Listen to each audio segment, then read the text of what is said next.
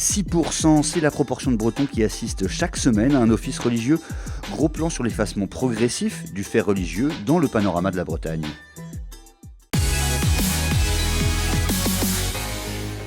Encore une journée difficile pour les usagers du TGV entre Paris et la Bretagne.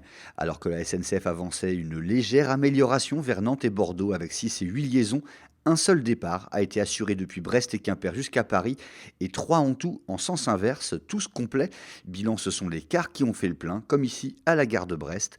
Il n'est pas prévu que la situation s'améliore ce mercredi. 600 postes à pourvoir dans les Côtes-d'Armor et pas assez de candidats. Une soixantaine d'entrepreneurs du département ont décidé d'aller les chercher là où ils se trouvent, à Paris. Ils organisent le 19 novembre une opération de job dating à Montparnasse.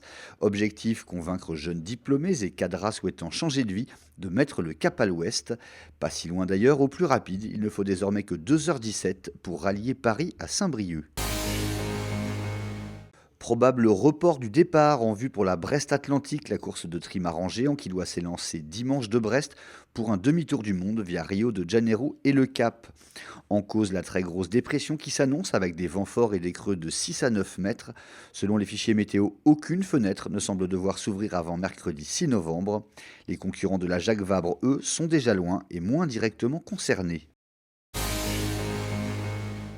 Échue, la saison 2019 du Corentin, le Lougre de l'Audet, a pris fin ce lundi. Le vieux gréement est remonté de Sainte-Marine à Quimper pour son entretien annuel après une saison riche de plus de 3500 milles parcourus, notamment via Nantes et le golfe du Morbihan. Objectif désormais le Pays Basque Sud au printemps, puis la remontée de la Dordogne, avant les fêtes maritimes de Douarnenez du 15 au 19 juillet. Gros coup de chaud pour les 22 membres d'équipage du tonnier concarnois à Velvore dans la nuit de lundi à mardi au large du Libéria. Victime d'une collision avec un objet flottant non identifié, le bateau de 61 mètres a coulé en quelques heures. L'équipage a pu être récupéré sain et sauf par un autre navire de la même compagnie, la CFTO.